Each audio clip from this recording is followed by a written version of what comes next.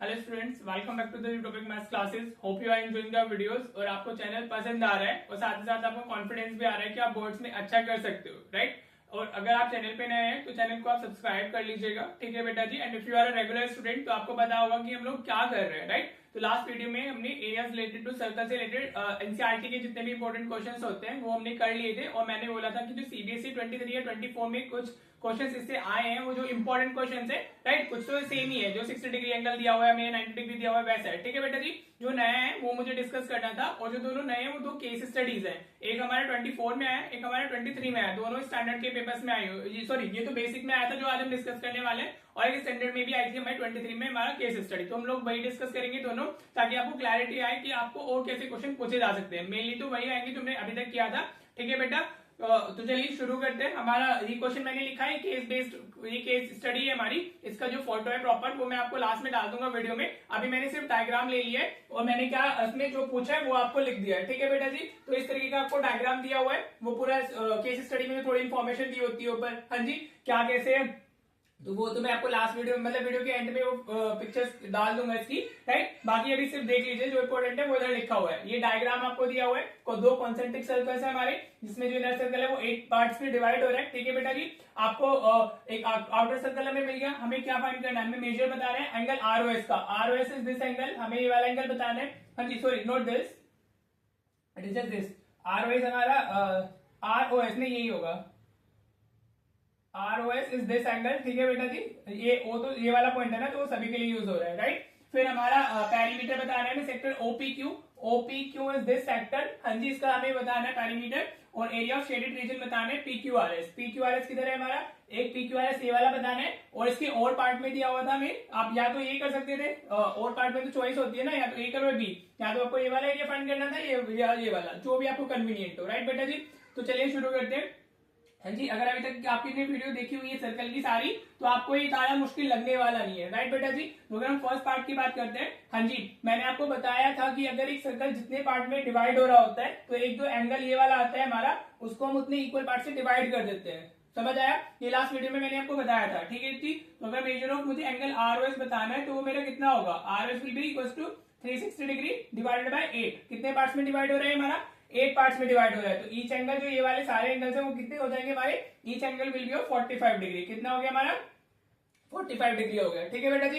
इतना इजी था। ये 1 मार्कर है, ये 1 मार्कर है, ये 2 मार्कर है, राइट। 4 मार्क की हमारी वो होती है ना case study, right. 3 case studies आती है, आपको पता होगा अगर आपने हाफ ईयरली वगैरह या अपना वो प्री बोर्ड दिया है तो आपको सेक्शन ई के अंदर 3 केस स्टडीज आती है, 4 ईच मार्क, तो 12 मार्क्स का होता है वाला सेक्शन ई, ठीक है बेटा जी। फर्स्ट पार्ट देखो कितना इजी था, राइट। क्लियर हो रहा है, होप आपको क्लियर हो गया होगा। अब देखो सेकंड पार्ट में हमें क्या बताना है, पेरीमीटर बताना है हमें OPQ का। OPQ ये हमें बनाना है। तो अगर मैं इसको थोड़ा सा आपको इधर साइड में बना के दिखाऊं तो हमारा कुछ इस तरीके का स्ट्रक्चर बन रहा है, दिस, हाँ जी बेटा। ये एंगल कितना है हमारा, 45 डिग्री हो गया, राइट। दिस इज OP और इधर हमारा Q लिखा हुआ है, हाँ जी, क्लियर। तो हमें क्या बताना है, इसका पेरीमीटर बताना है। तो OP कितना दिया हुआ है, इट्स 21 सेंटीमीटर। तो OP की वैल्यू 21, OQ भी हमारा क्या होगा, 21 ही होगा, हाँ जी, क्योंकि वो तो दोनों रेडियस हो गए ना आउटर सर्कल के, OP और OQ। क्लियर हो रहा है। तो ये दोनों लेंथ तो आपको पता चल गई। तो अभी आपको ये वाली लेंथ भी चाहिए, दिस लेंथ, हाँ जी, तभी आप पूरा पेरीमीटर बता पाओगे। पेरीमीटर क्या होता है, सम ऑफ एक्सटर्नल बाउंड्रीज ना। तो ये वाला सेक्टर पूछ रहा है तो दिस प्लस दिस, और ये वाली हमें लेंथ चाहिए होगी, राइट। तो हमें लेंथ ऑफ आर्क के लिए फॉर्मूला पता है। लेंथ ऑफ आर्क हमारा क्या होता है, length of arc is equal to theta by 360 degree into 2 pi r, ये होता है हमारा लेंथ ऑफ आर्क, हाँ जी बेटा, क्लियर। तो आप यहाँ पे PQ भी लिख सकते हो आप, क्योंकि वो दिया हुआ है। थीटा हमारा कितना है, 45 divide by 360 into 2 into pi की वैल्यू 22/7 ले लेते हैं, और रेडियस हमारी कितनी है, 21 है, राइट बेटा जी। Any issue till this point, नहीं। 45 से आप इसको करोगे तो 8 मिलेगा। अगर हम 360 को 8 से डिवाइड करें तो हमें 45 मिल रहा है ना, वापस 45 को 360 से डिवाइड करेंगे तो 8 मिल जाएगा, राइट बेटा जी। 7 3 हमारा कितना हो गया, 21 हो गया। कैलकुलेशन से आप खुद से कर सकते हो, 2 4 इज 8, हाँ जी, क्लियर हो रहा है। अब दोनों 2 से डिविजिबल हैं, 2 2 इज 4 और 2 11 इज 22। तो 11 इंटू 3 कितना आ गया हमारा, 33/2 आ गया, ठीक है बेटा जी। तो इट विल बी व्हाट, 16.5 हमारा सेंटीमीटर। ये जो arc of length of arc है वो कितनी आ गई हमारी, 16.5। तो हमारा पेरीमीटर ऑफ सेक्टर ओपीक्यू कितना हो जाएगा? सेक्टर देखो ये इंपॉर्टेंट होता है पेरीमीटर में, बच्चे को लगता है कि हमारा सिर्फ लेंथ ऑफ आर्क हमें बतानी है, जबकि ऐसे नहीं होता है। पेरीमीटर में सारे सम्स आते हैं, ठीक है बेटा जी। तो ये कितना हो जाएगा? 21 प्लस 21 प्लस 16.5, ठीक है बेटा जी। तो 21 प्लस 21 42 और 16 कितना हो गया हमारा? 58। फिर तो कितना आंसर आ गया हमारा? दिस इज 50.5 सेंटीमीटर, ठीक है बेटा जी। This is the answer for the part second. Hope आपको ये क्लियर हो गया होगा। इसमें हमें लेंथ ऑफ आर्क बतानी थी और ये दोनों लाइंस भी ऐड करनी है, क्योंकि हमसे पैरामीटर ऑफ सेक्टर पूछा गया है, ठीक है जी। क्लियर? होप आपको ये सेकंड पार्ट भी क्लियर हो गया होगा। अब देखो थर्ड पार्ट देखते हैं। पहले मैं आपको ये वाला पार्ट बता देता हूँ, दिस एसीबी जो बी पार्ट है इसका, क्योंकि ऐसा हमने किया ही था, वो थोड़ा हमारे लिए नया है तो उसको बाद में करते हैं, ताकि आपको पहले रिवाइज हो जाए चीजें, वो देख लेते हैं, ठीक है जी। अब हमें अगर रीजन, हमें ये सेगमेंट एसीबी हमारा सेगमेंट है, हाँ जी, are you getting that? ACB क्या है हमारा? सेगमेंट है ना। तो सेगमेंट का एरिया हम कैसे फाइंड करते हैं? ये हमारा area of sector this A O B C, हाँ जी, और माइनस हमारा ये एरिया ऑफ ट्राइंगल एओबी हो जाएगा। ये 45 है, ये 45, तो मिला के 90 डिग्री हो जाएगा total. Are you getting that? ये मैंने लास्ट वीडियो में अच्छे से कराया था, ठीक है बेटा जी। तो अगर पार्ट थर्ड में हम बी पार्ट डिस्कस करते हैं पहले, तो area of shaded region, area of shaded region ACB हमारा कैसे आएगा? वो आएगा हमारा area of sector you can write AOBC, area of sector AOBC minus area of triangle AOB, area of triangle AOB आ जाएगा, राइट बेटा जी। क्लियर हो रहा है? सेगमेंट का एरिया ऐसे तो फाइंड करते हैं, जो सेक्टर इंक्लूडेड होता है उसमें से माइनस कर देते हैं एरिया ऑफ ट्राइंगल, हाँ जी। तो एरिया ऑफ सेक्टर कितना हो गया हमारा? It is θ/360 into pi r square. तो मैं भी फॉर्मुला नहीं डाल रहा हूँ, वैल्यूज डाल रहा हूँ सीधे। 90/360 इंटू पाई हमारा 22/7, और जो इसकी रेडियस है, इसकी रेडियस क्या है? OA या OS, मतलब ये सारी इसकी रेडियस है, तो वो कितनी दी हुई है? 10 दी हुई है, ठीक है बेटा जी। तो ऐसे करते हैं हम लोग 22/7 की जगह 3.14 ले लेते हैं, राइट। वो ज्यादा इजी रहेगा, क्योंकि इसकी जो हमारी रेडियस है वो 10 है। तो 10 इंटू 10 पाई आर स्क्वायर होते हैं ना, θ/360 into pi r square, right. Minus ये हमारा 90 डिग्री एंगल बन रहा है, तो उसके लिए क्या करते हैं हम लोग? हाफ इंटू 10 हो जाएगा ये, हाँ जी। क्लियर? ऐसा सेम क्वेश्चन हम कर चुके हैं, जो एनसीईआरटी के क्वेश्चन नंबर 4 थे वो इस तरीके का ही था। Are you getting that? जिसमें भी area of minus segment find करना था, रेडियस भी 10 ही दी हुई थी उधर, राइट। तो ये कितना होगा? इससे 4 टाइम चला जाएगा, ये 314 डिवाइडेड बाय 4 माइनस ये 50 आ जाएगा, ठीक है। 100 डिवाइड बाय 250 आ गया। डिवाइड करोगे तो कितना मिलेगा? ये हो जाएगा 7 is 28, ये फिर 34 हो जाएगा हमारा, 78.5 आ जाएगा माइनस 50। तो ये कितना आ गया? Answer for this is 28.5 centimetre square, right बेटा जी। होप ये इतना आपको क्लियर हो गया होगा। अगर आप इतना करके आते हैं तो आपको क्या मिल जाएगा? You will be getting the full marks, 4 marks, 1 marker ये, 1 मार्कर ये, 2 मार्कर ये, आपको सिर्फ इतना लिखना है, राइट। क्लियर हो गया? यहाँ मैंने θ/360 into pi r square use किया है, पाई मैंने 3.14 लिया है, क्योंकि जो रेडियस है वो 10 है, तो उससे ज्यादा कन्वीनियंटली हो जाएगा, वरना फिर आपको वापस डिवाइड करना होगा 7 से, ठीक है बेटा जी। और ये 90 डिग्री में ये बेस हो जाता है, ये हाइट हो जाती है, तो सेम ही रहता है, हाफ इंटू रेडियस ही करना होता है हमें, right. If you have seen the previous videos तो आपको अच्छे से क्लियर हो गया होगा, राइट बेटा जी। अब देखो मैं आपको बताता हूँ पार्ट फर्स्ट, इसका जो पार्ट फर्स्ट है ना, area of shaded region PQRS। अगर हमें ये वाला एरिया फाइंड करना है तो हम कैसे करेंगे? ठीक है बेटा जी। चलिए थोड़ा होप आपको ये क्लियर हो गया होगा, थोड़ा इरेज कर लेते हैं क्योंकि स्पेस चाहिए होगा, तो इतना क्लियर हो गया है, होप आपको ये क्लियर होगा। ठीक है बेटा जी।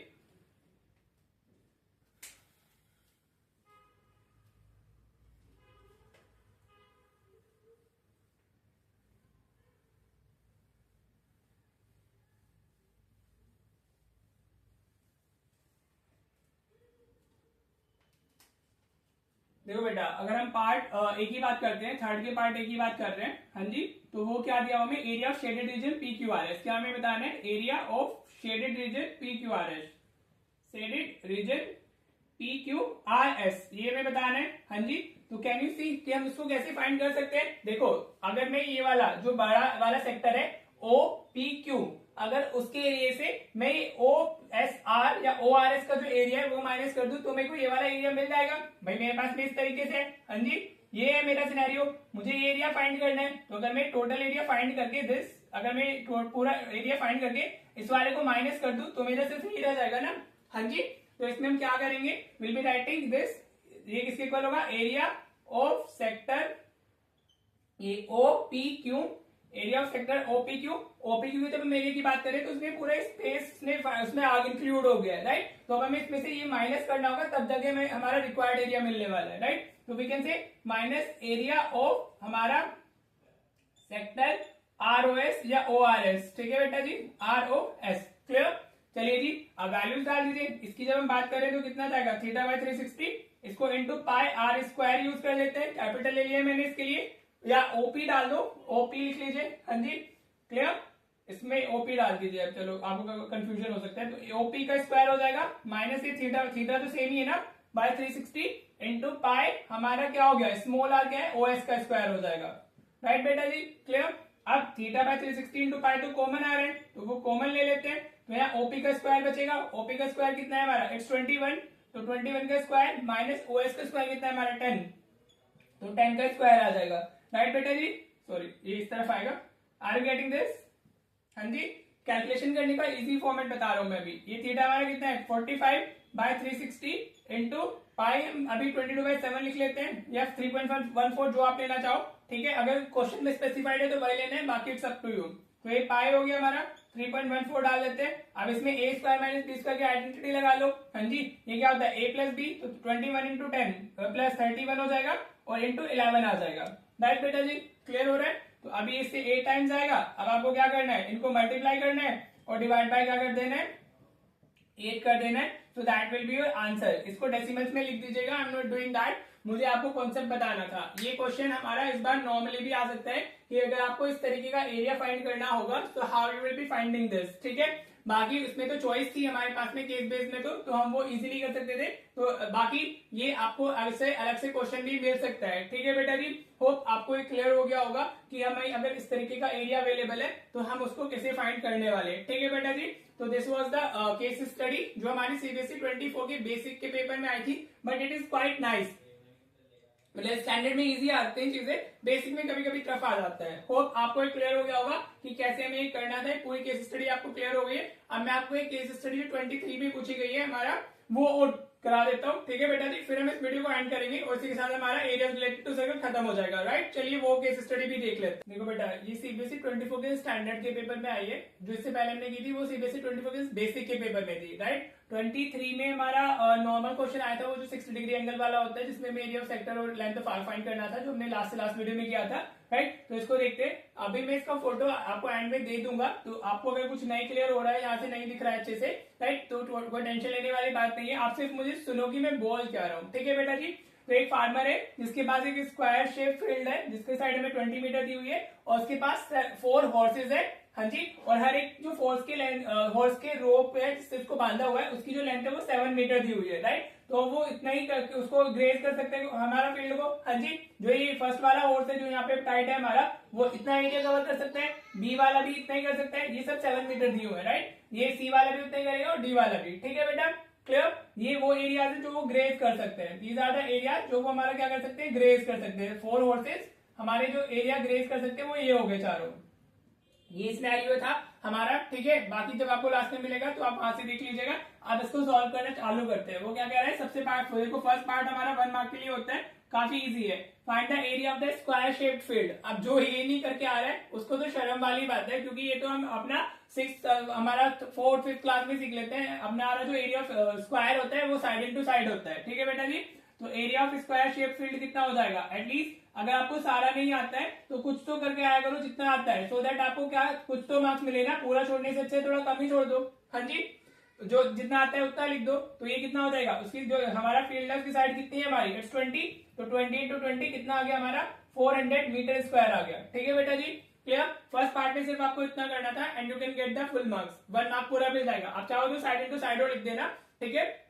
बाकी इतना भी लिखोगे तो चल जाएगा, इट्स ओनली फॉर 1 मार्क ना, लेकिन इट्स बेटर कि आप साइड इनटू साइड में लिख दे, फॉर्मुला डाल दे, राइट बेटा जी। चलिए अब सेकंड उसकी बात करते हैं। सेकंड में पार्ट ए की बात हम कर रहे हैं, तो वो क्या है हमारा, वो क्या है, find the area of the total field in which these horses can graze. हमें सिर्फ वो बताना है जिसमें वो सारे हॉर्सेस ग्रेज कर सकते हैं, ठीक है बेटा जी। तो एरिया ऑफ टोटल फील्ड, ये लैंग्वेज आप खुद से लिख लेना, area of total field in which horses can graze, in which horses can graze, ठीक है बेटा जी। होप आपको क्लियर हो गया होगा, ये काफी इजी था हमारा, हाँ जी। तो वो क्या होगा, देखो हॉर्स कहाँ ग्रेज कर सकते हैं, जो मैंने इसे शेड किया है, हाँ जी, तो इसमें जो ये एक सेक्शन है इसका एरिया कितना होगा, हाँ जी, ये चारों फर्स्ट ऑफ ऑल इक्वल है, तो हम कैसे लिख सकते हैं, we can write 4 into theta by 360 into pi r square, ये हम डाल सकते हैं। हाँ जी, क्लियर हुआ भाई, टोटल एक का this is the area of one horse जो ग्रेज कर सकता है, जितना एरिया एक हॉर्स ग्रेज कर सकता है वो ये वाला है, और ऐसे हमारे 4 हॉर्सेज है तो हमें इंटू 4 भी करना होगा, ठीक है बेटा जी। अब ये स्क्वायर शेप फील्ड है तो एंगल कितना होगा हमारा 90 डिग्री होगा, हाँ जी, तो इसमें 90 आएगा हमारा थीटा, तो 90 बाय 360 इंटू पाई 22/7 यूज कर लेते हैं, into radius is 7 into 7, right बेटा जी, क्लियर, पाई आर स्क्वायर है ना तो इंटू 7 हो जाएगा, राइट। नाउ 90 इंटू 4 360 हो गया, 4 से 4 कैंसिल हो गया, 7 से 7 कैंसिल हो गया, देखिए कितनी इजी कैलकुलेशन थी, ठीक है बेटा जी। तो आपका कितना आ गया 7 इंटू 22 154 मीटर स्क्वायर आ गया, राइट। और ये 2 मार्कर था, जो पार्ट ए और बी होते हैं वो 2 मार्कर्स होते हैं, तो 1 मार्क आपको यहाँ से मिल गया और 2 मार्क आपको यहाँ से मिल गए। यू कैन सी कि जो स्टैंडर्ड की केस स्टडी है वो ज्यादा इजी है इन कंपैरिजन विद हमारा बेसिक की स्टडी, केस स्टडी वो भी इजी थी, अगर कॉन्सेप्चुअली आप स्ट्रॉन्ग हो तो सब इजी होता है, अगर कॉन्सेप्चुअली स्ट्रॉन्ग नहीं हो तो फिर सब मुश्किल होता है, राइट बेटा जी। तो ए पार्ट हो गया, क्लियर हो गया, सिर्फ इतना ही बताना था हमें, हाँ जी, ठीक है जी। अब देखो पार्ट बी क्या कह रहा है इसका, आपको कोई एक ही करना है, आपको दोनों नहीं करने, मैं तो आपको सब कुछ समझा दे रहा हूं, अगर ये और में ना तो कोई एक ही पर कीजिएगा, दोनों पार्ट्स नहीं करने, राइट।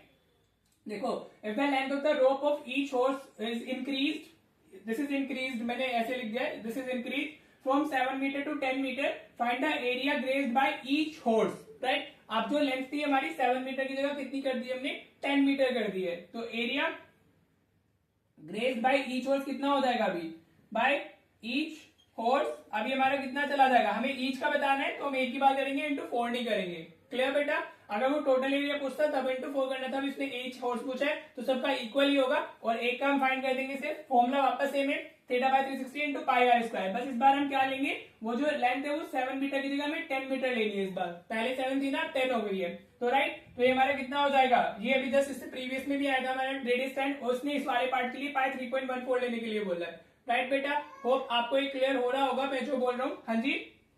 तो ये वापस इतना ही आ जाएगा हमारा 90 बाय 360 इंटू पाई 3.14 लेना है, और रेडियस इस बार 10 इंटू 10 हो गया, बार बार फॉर्मुला लिखने की जरूरत नहीं होती है, अगर सेम फॉर्मुला आपका एक क्वेश्चन में 2 या 3 बार यूज हो रहा है तो हम सिर्फ एक ही बार लिखते हैं, बार बार स्पेसिफाई नहीं करना होता है, ठीक है बेटा जी। तो ये तो 4 टाइम्स आएगा, this will become 3.14 into 10 into 10 ना, तो हमारे 314 हो जाएगा डिवाइडेड बाय 4, हाँ जी, और ये में भी काफी लास्ट में भी डिवाइड किया था, तो ये कितना आ जाएगा 78.5 centimetre square, this will be your answer, हाँ जी। अगर कोई कैलकुलेशन एरर हो जाती है मेरी तो उसमें आप कोई इतना टेंशन ना ले, क्योंकि मेरी हुई है ना, आप खुद पे भरोसा रखिए अपनी कैलकुलेशंस पे, दैट्स व्हाई मैं कैलकुलेशन के बाद छोड़ ही देता हूँ कि आप खुद से ही करो, क्योंकि जब पढ़ा रहे होते हैं तो कोई कैलकुलेशन इधर उधर चली जाती है, उसमें टाइम भी जाता है, बाकी कैलकुलेशन तो होप आपको आती होगी, राइट। दोनों पार्ट्स क्लियर हो गए, आपको कोई एक करना था, अगर आपको ये अच्छा लग रहा है, ये भी इजी है ये भी इजी है, दोनों ही इजी है, राइट बेटा जी। अब देखो थर्ड क्वेश्चन क्या है हमारा, थर्ड क्वेश्चन में हमें क्या करना है, it is what is the area of the field left ungrazed, कितना फाइंड करना है हमें, लेफ्ट अनग्रेज्ड, इसमें तो कुछ करना ही है नहीं हमारा, if the length of the rope of each horse is 7 centimetre, मतलब वो इनिशियल इस केस की बात कर रहा है, ये वाला एरिया, दिस एरिया, ये वाला एरिया पूछा जा रहा है हमसे कि कितना ऐसा है जो हमारा लेफ्ट है, मतलब विच इज नॉट अनग्रेज्ड, जहां पे घोड़े नहीं पहुंच पाए खाने के लिए, समझ आया। अनग्रेज्ड मतलब कि जो एरिया वो कवर नहीं कर सके, हमारे जो हॉर्सेज है उनसे नहीं पहुंचा गया, राइट। तो ये इसमें हमें क्या करना है, ये टोटल फील्ड का एरिया तो और इन चारों का एरिया माइनस कर देना है, राइट। तो एरिया लेफ्ट अनग्रेज्ड, ये तो बहुत इजी था, यू कैन सी हमारा एरिया लेफ्ट अनग्रेज्ड, हाँ जी, जो कि हमारा यू कैन सी की जो स्टैंडर्ड की केस स्टडी है वो ज्यादा इजी है हमारी उससे क्या कहते हैं बेसिक वाली से, ठीक है बेटा जी। Now what it will be, हमारा जो फील्ड का एरिया है वो 400 आया था, और जो चारों हॉर्सेस हमारा एरिया ग्रेस कर सकते हैं वो कितना है हमारा, इट्स माइनस 154, हाँ जी, ये हमारा 154 है ना, दोनों को सब्ट्रैक्ट कर देंगे तो आंसर मिल जाएगा, 10 - 4 इज 6, 9 - 4 इज हमारा 5 इज 4, और 3 - 1 is 2, 246 metre square, this will be your final answer, हाँ जी बेटा। होप आपको ये दोनों केस स्टडीज क्लियर हो गई होंगी, this is quite easy, right. मैं भी इनके फोटोज भी आपके एंड में डाल देता हूँ ताकि आपको क्लियर होए कि कैसे केस स्टडीज पे आ सकती है, यहाँ से अगर केस स्टडी आएगी तो कुछ इस तरीके की आएगी, या तो ये जैसे लास्ट वाली है, या फिर जो क्वेश्चन आते हैं उसमें हमारे सर्कल्स के एरियाज रिलेटेड टू सर्कल के, वो उस तरीके के होंगे जो हमने ऑलरेडी प्रीवियस वीडियोस में कवर कर लिए हैं, ठीक है बेटा जी। होप आपको चीजें समझ आ रही होंगी। आज हमारा ये चैप्टर खत्म हो गया एरियाज रिलेटेड टू सर्कल। अब हमारा सिर्फ और सिर्फ जो रह गया है दैट इज बेसिकली थी हमारे दो चैप्टर्स रह गए, ट्राइंगल्स और surface area and volume, right. तो हम नेक्स्ट क्लास में सरफेस एरिया एंड वॉल्यूम शुरू करेंगे और ट्राइंगल्स हम सबसे लास्ट में करेंगे, ठीक है बेटा जी। तो आपको अगर आपके पास में फॉर्मुलाज हैं सरफेस एंड वॉल्यूम्स के तो बहुत बढ़िया है, आप उनको लर्न कर लीजिएगा क्योंकि हम लोग क्वेश्चंस करेंगे डायरेक्टली, और अगर आप बोलोगे तो फॉर्मुला भी मैं आपको दे दूंगा, ठीक है बेटा जी। चलिए तो आप इन्हीं क्वेश्चंस को प्रैक्टिस कर लें, एनसीईआरटी को अच्छे से कर लें, दैट इज आपके लिए मोर देन सफिशिएंट। हाँ जी, उतने से आपका हो जाएगा, ठीक है बेटा जी। तो चलो फिर मिलते हैं नेक्स्ट वीडियो में। Thank you so much for watching the video.